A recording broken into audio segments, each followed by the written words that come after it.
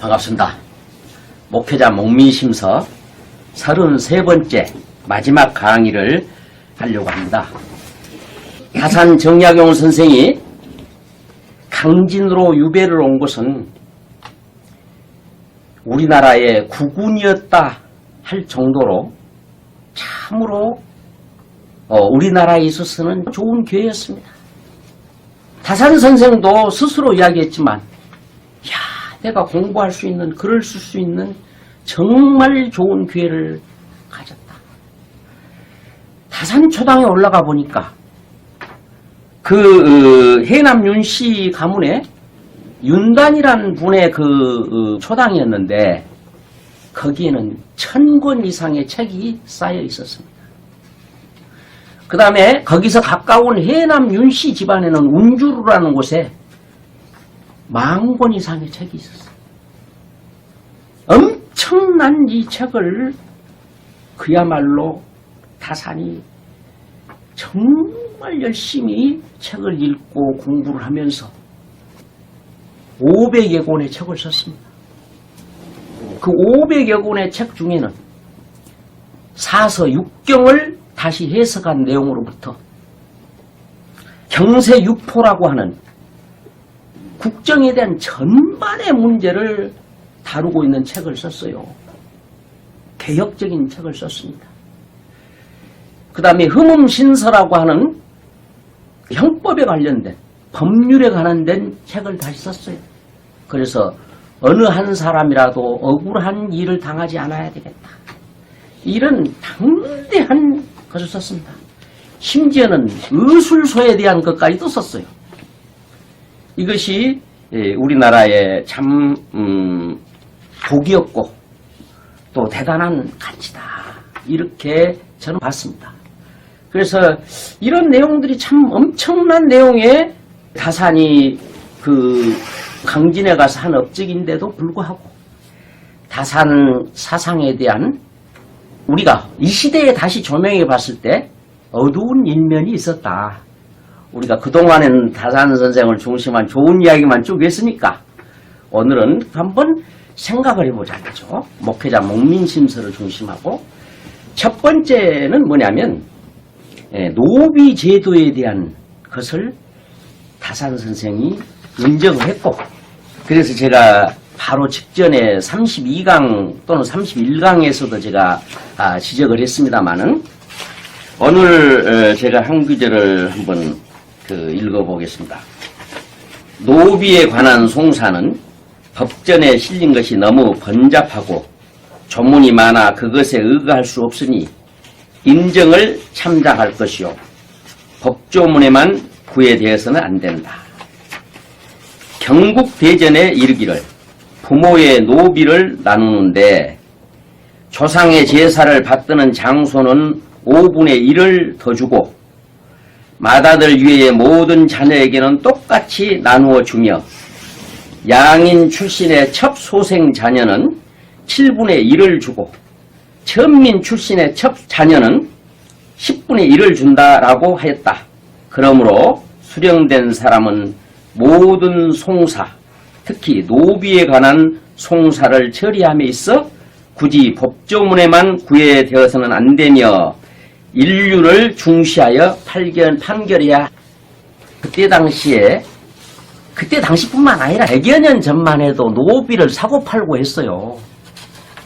경상도 저쪽에서 한 가족, 부모하고 애들이 셋이나 있는 이 가족을 팔아넘기는데 소 2마리하고 바꿨어요. 사람이 재산 취급을 당했습니다. 그런데 여기서는 뭡니까? 한 가족을 그냥 찢어 나누는 거예요. 장남한테는 맷을 주고 무엇을 주고 하니까 부모 자식 간에 그냥 나머지는 이러한 일을 당했다 이런 이야기입니다.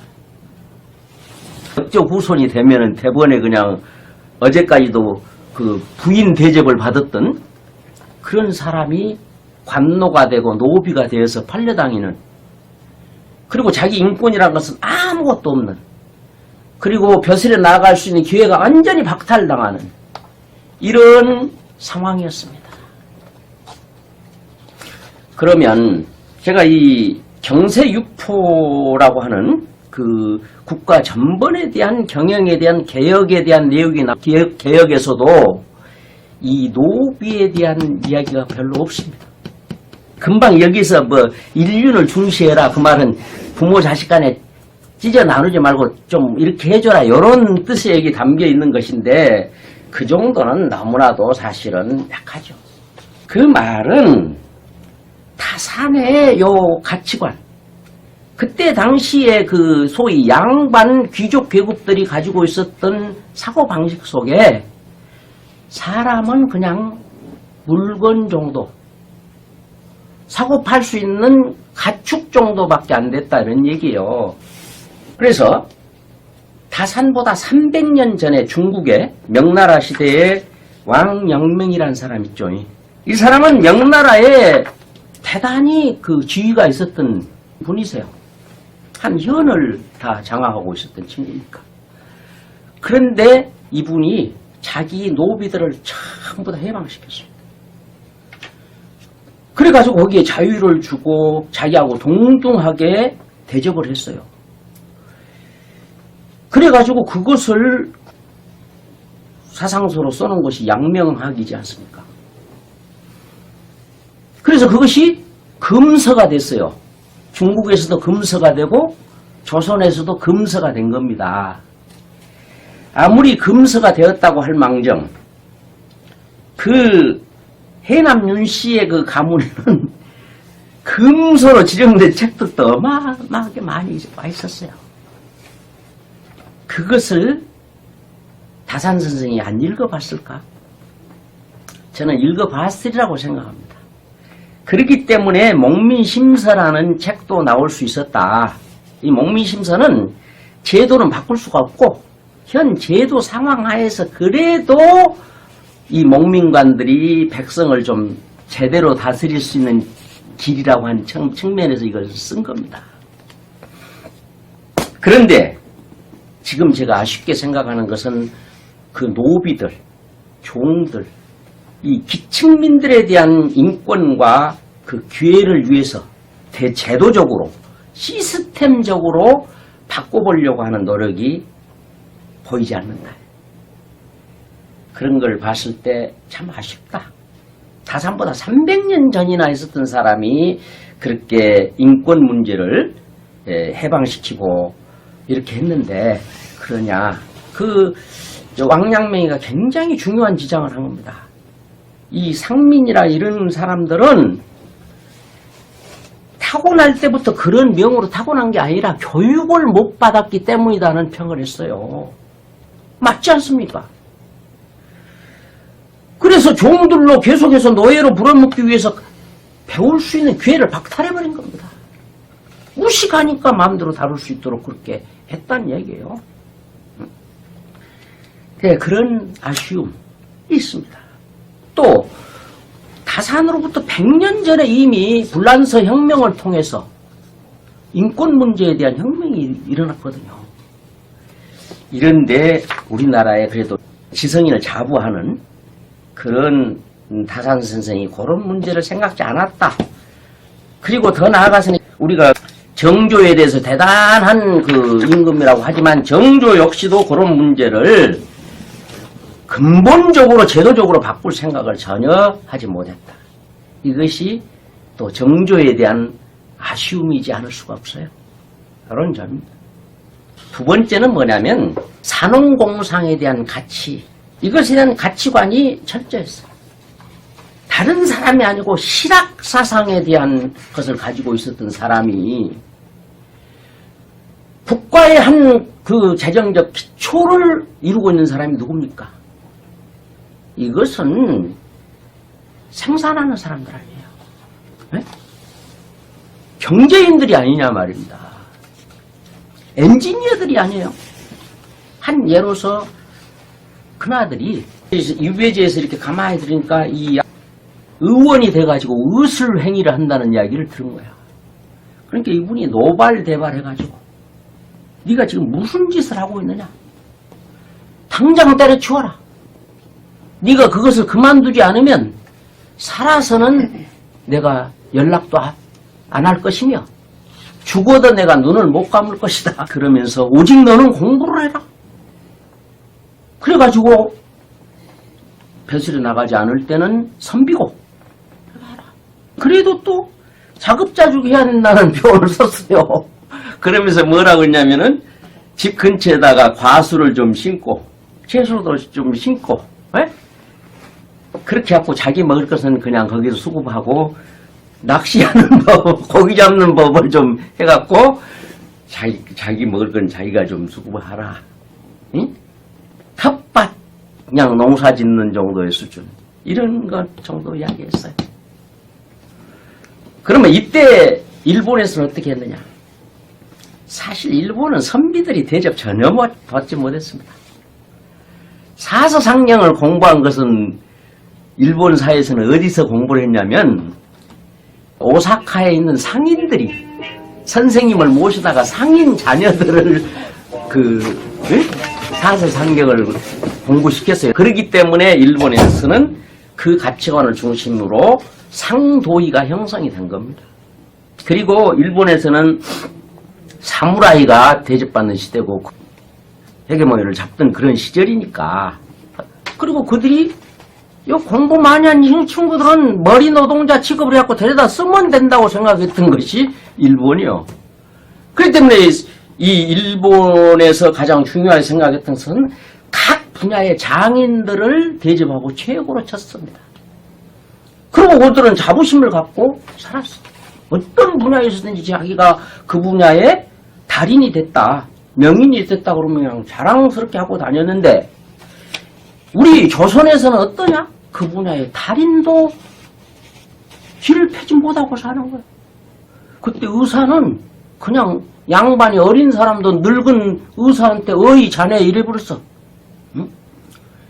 그런 시대에 적어도 실학을 하는 우리 다산 선생 같은 분은 그 분야에 있어서 좀 제도적으로 이렇게 좀 했으면 얼마나 좋았겠냐. 이것이 이제 제 생각입니다.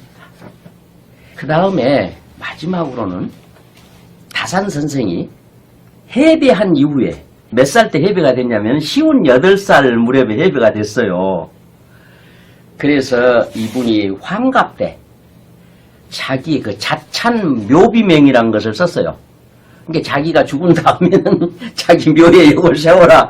그 뭐냐면은 지금도 그렇지 않습니까? 뭐 몇 살 때 뭐 했고 하는 그런 것을 요즘으로 우리 표현하면 자서전 같은 것을 썼다 는 얘기입니다. 거기에 자기 호를 사암이라는 호를 썼습니다. 사암. 그 사암이 무슨 뜻이냐 하면 제가 지어낸 말처럼 느낄 수 있으니까 제가 근거를 제가 설명을 해드릴게요. 이것이 강진에 있는 공무원 교육원에서 낸 교재입니다. 거기에 다산은 회갑 때 자신의 삶을 정리하는 자찬 묘비명을 지었는데 여기서 자신의 호를 사암이라 했다. 이는 100세 이후 성인을 기다려도 미혹됨이 없다에서 따온 이름입니다. 자찬 묘비명을 쓰면서 지금부터 100년 후에 오실 성인에게 부끄럽지 않는 내 삶이었기를 바란다. 다른 말로 하면은 부끄럽지 않다. 이런 표현입니다. 그래서 그 사암이라는 호를 썼어요. 그런데 100년 후에 오실 성인은 이단자인 것입니다. 그런데 이 아들들에게 책을 쓰는 방법에 대해서 가르쳐요. 저술을 하는 방법에 10가지를 가르칩니다. 그런데 그 마지막에 저술 활동에 대해서는 상관이 없는데 마지막 10번째에 이단을 가까이 하지 마라 이렇게 써 있습니다. 물론 이단인 이 천주교를 접했다가 그냥 멸문을 당했지 않습니까? 사실은 천주교를 가까이 했다는 것을 빌미로 해가지고 유배를 보낸 거고 너무 똑똑하고 훌륭하다 보니까 이렇게 제거하기 위해서 사용시키려고 얼마나 노력했습니까? 그래서 그런 것을 봤을 때 이단을 가까이 하지 마라 이 말은 이해가 가는 얘기지만 그것이 글로 남겼다고 하는 요것은 좀 아쉽다. 그래서 다산학에 대해서 연구하는 수많은 사람들이 이 삶이 의미하는 100년 후에 오실 성인에 대해서 아무런 관심도 없다 이런 얘기입니다. 지금 다산에 대해서 내놓으라 한 사람들이 많아요. 박사학위 받은 사람도 있더라고요. 그래서 내가 물었어요. 당신 삶이 뭔 뜻이냐? 그로부터 100년 후면 몇 년도에 성인이 온 걸로 돼 있냐? 1920년이다. 1920년에 성인이 왔다면 지금 현재 100년이 지나가지고 왔다 가불었을 기간인데 그거에 대해서 관심 가져본 적 있냐 당신이? 1920년대 20년 전후한 시대에 우리나라에 어떤 인물이 나왔는가에 대해서 관심 한번 가져본 적이 있냐 이 말이야. 삶이라는 호를 쓰면서 후손들에게 100년 후에 오실 그 성인에 대해서 관심을 한번 가져봐라. 이런 걸 한마디라도 남겼더라면 얼마나 좋을까. 이것은 저만 가지고 있는 좀 욕심일 수도 있겠습니다만은 그거에 조금 관심을 가졌으면 좋았을 뻔했다 하는 생각을 하고 제가 33번째 목회자 목민심서로 마지막 강의를 하면서 제가 이렇게 그 노비 문제라든가 산업공상에 대한 이런 문제를 가지고 한번 생각해 보고자 하는 것은 이 교회, 종교에서도 어떤 그런 교묘한 그 목민관 밑에는 그 아전들이 쌓고 별하별 그런 그 참 수작 별하별 말로 꼬투리로 잡아가지고 얽어매가지고 사람들을 구속시키고 돈을 빼내고 막 그것이 오늘 이 시대에 이 목민관대에게는 없지만 오늘의 교회가 종교가 무슨 성경을 빙자해서 어떤 하나님을 모신다는 것을 빙자를 해서 사람들을 영혼을 구속하고 겁을 주고 예? 그래가지고 못 살게 하면서 힘들게 하는 이것으로부터 해방시켜야 합니다. 그럴 때가 되지 않았나 싶습니다.